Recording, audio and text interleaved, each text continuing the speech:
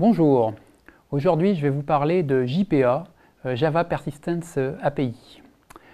Donc JPA est une interface de programmation de haut niveau pour accéder à des données relationnelles. Donc il y a eu différentes versions de la spécification JPA, la plus récente 2.1 date de mai 2013. JPA est une spécification qui est mise en œuvre par différents outils. L'outil le plus connu étant certainement Hibernate. Il y a trois parties dans l'API JPA. Il y a un ensemble d'annotations Java 5 pour du code Java. Il y a une API pour manipuler des données et il y a un langage JPQL pour définir des requêtes de haut niveau. Alors JPA fait partie de la catégorie des outils que l'on appelle ORM, pour Object Relational Mapping, et le but est de mettre en relation un schéma de données, un ensemble de tables SQL, avec des objets, en l'occurrence ici des objets du monde Java. Et l'idée va être de dire qu'il va être plus facile de manipuler des objets du monde Java que de manipuler des schémas de données relationnels. Donc l'ORM va fournir une vision homogène et de haut niveau en permettant un transfert automatique des données contenues dans un schéma vers des objets du langage Java. Alors au niveau du vocabulaire JPA, on va trouver un certain nombre de termes, les deux plus courants étant le terme persister, qui va être l'action de sauvegarder une donnée dans une base de données, et le terme entité, qui va recouvrir un ensemble de données d'un même type, par exemple l'entité personne, étant les données associées à une personne. Alors il y a un petit peu deux façons d'utiliser JPA. Il y a la façon où on commence dès le début avec JPA et on crée son modèle de données directement avec JPA. Et il y a l'autre façon qui va consister à reprendre un schéma de données existant, quelque chose qui aura été créé au préalable, et à le mettre en correspondance avec JPA. Dans les deux cas, on va avoir un principe de mise en correspondance entre le monde Java et le monde des bases de données.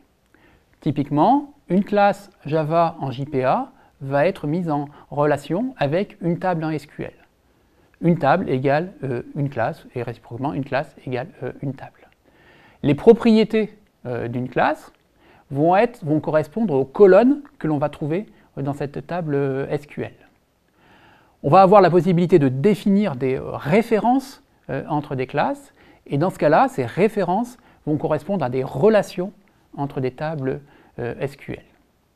Et enfin, un objet Java va être mis en correspondance avec un enregistrement dans une table SQL. Alors, on peut faire remarquer néanmoins que si un objet égale un enregistrement, on n'a pas nécessairement autant d'objets que d'enregistrements. Pour des raisons d'optimisation, JPA ne crée les objets que lorsqu'on en a besoin pour l'accès à des données particulières. C'est ce que l'on appelle le chargement paresseux, en anglais lazy, de façon à donner au développeur que les objets dont il a besoin à un instant T. Alors, donc on va avoir un certain nombre d'annotations pour manipuler JPA. La première annotation que l'on trouve, c'est @entity, qui est l'annotation que l'on va retrouver sur toutes les classes que l'on va vouloir accéder via JPA. Donc, par exemple, ici, imaginons que j'ai une classe personne avec deux propriétés, nom et âge, avec un constructeur pour ces propriétés, et puis avec un ensemble de getter-setter pour le nom et puis pour l'âge. Lorsque je veux pouvoir manipuler des données de cette classe personne comme des données JPA, il est nécessaire de déclarer l'annotation @entity sur la classe. Une fois que l'on a fait ça, un des besoins courants que l'on a, c'est de déclarer des clés primaires. Les clés primaires sont les valeurs qui permettent d'identifier de manière unique chaque enregistrement dans une table SQL. Donc pour cela, on a la notation @id, ID en anglais, qui va être utilisée sur les données qui correspondent à une clé primaire. Donc si je reprends ici ma classe personne, on peut imaginer d'avoir un troisième champ ID qui va servir de clé primaire. Et la notation @id va se mettre sur la méthode getter de cette propriété. Un autre besoin courant sur les clés primaires est de faire en sorte que la valeur de ces clés primaires soit autogénérée, de façon à libérer le développeur de la contrainte de, à chaque fois que l'on crée un nouvel enregistrement, de devoir donner une valeur pour cette clé primaire. Pour faire cela, on a une troisième notation qui est @GeneratedValue qui permet de générer automatiquement la valeur de la clé primaire et qui se place également sur la méthode getter de la clé primaire. Donc voilà les trois annotations principales que l'on trouve en JPA, Entity, ID et Generated Value. Alors maintenant, lorsqu'on manipule des schémas de données SQL, il est très fréquent d'avoir des liens entre ces données. Ces liens sont associés à des cardinalités. Et on trouve en général 4 ensembles de cardinalités. Des cardinalités 1n, où un enregistrement d'une table est associé à n enregistrements d'une autre table. Réciproquement, on trouve des cardinalités n1, l'inverse.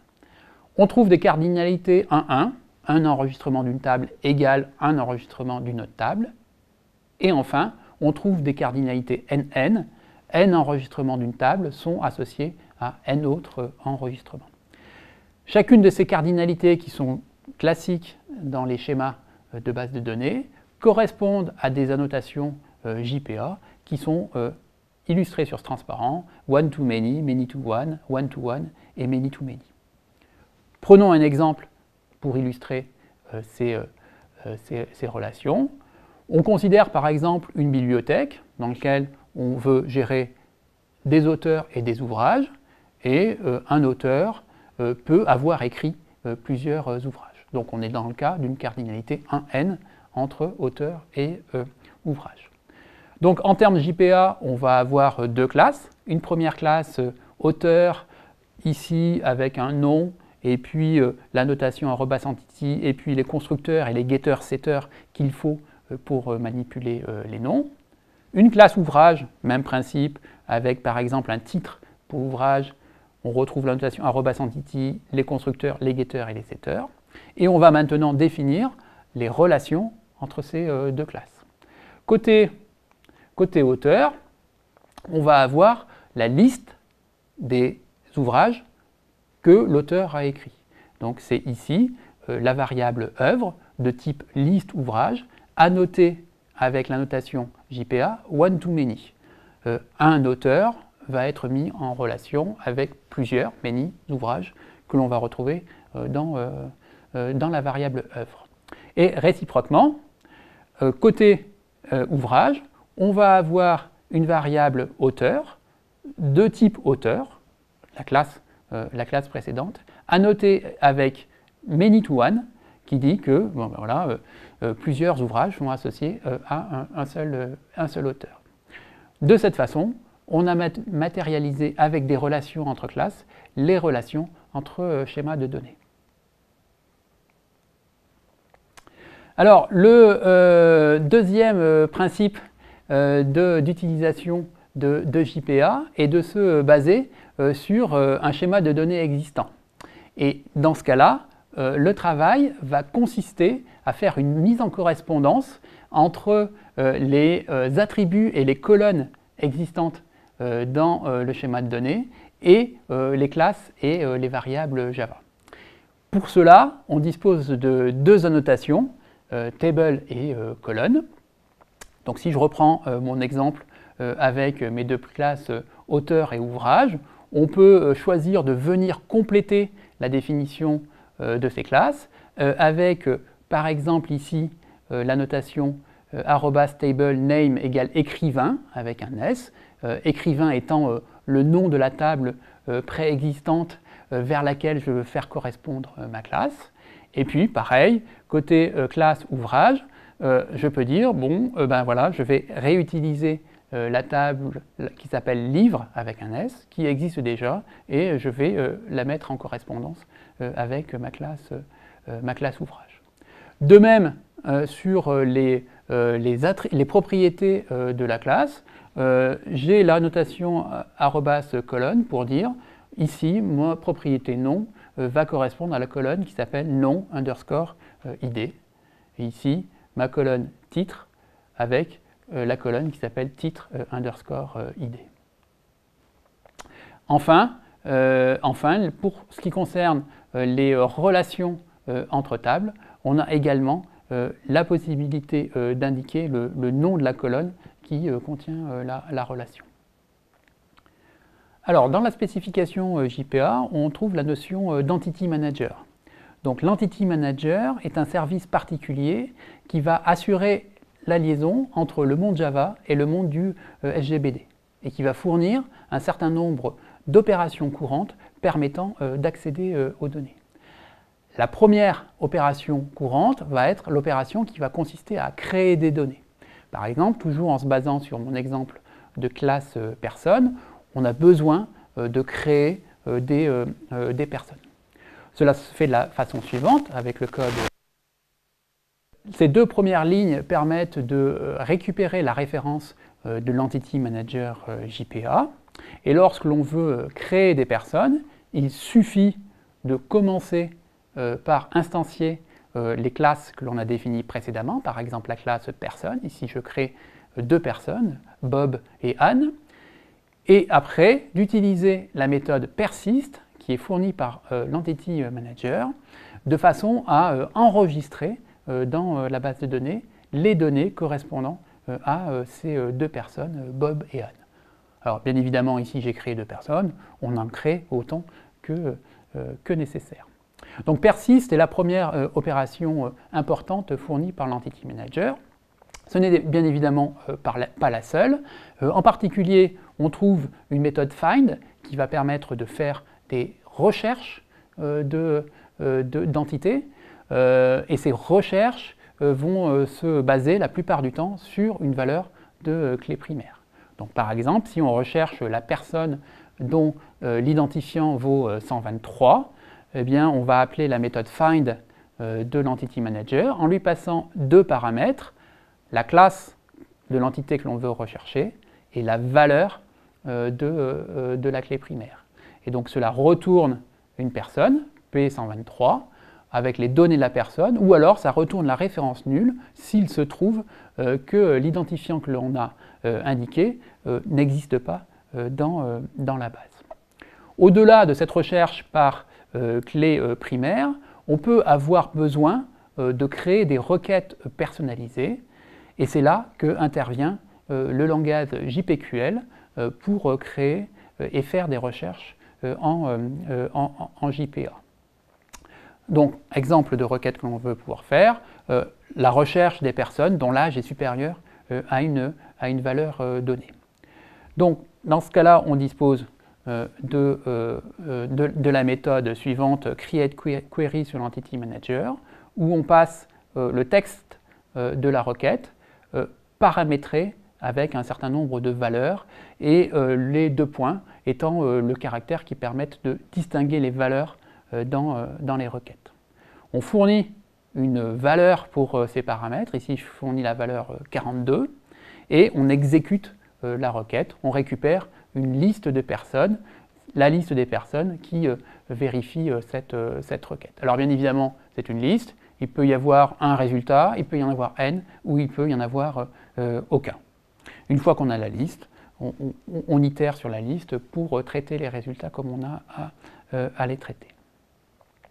Alors, associé à JPA, on a besoin régulièrement de faire des opérations de type CRUD, donc CRUD étant l'acronyme pour Create, Read, Update et Delete. Et donc, assez classiquement, toujours avec mon exemple de personne, Des créations vont se faire avec la méthode persist, des recherches read vont se faire avec la méthode find, des mises à jour. Pour faire les mises à jour, on dispose d'une méthode qui s'appelle merge, qui permettent de fusionner, donc en anglais merge, des données existantes sur la base. Donc ici, j'incrémente l'âge de Bob d'une année, c'est très certainement son anniversaire. Et enfin, delete, pour suppression. Donc la méthode remove de l'entity manager permet de supprimer un enregistrement dans la table. Donc, en résumé, JPA est une API de haut niveau qui permet d'abstraire l'accès à des données relationnelles, qui permet de manipuler les données d'un SGBD comme des objets du monde Java, qui offre un support automatique et transparent pour la sauvegarde des informations dans un SGBD, qui permet d'abstraire et de se passer de la manipulation de requêtes SQL complexes, et qui fournit différents produits basés sur ce standard.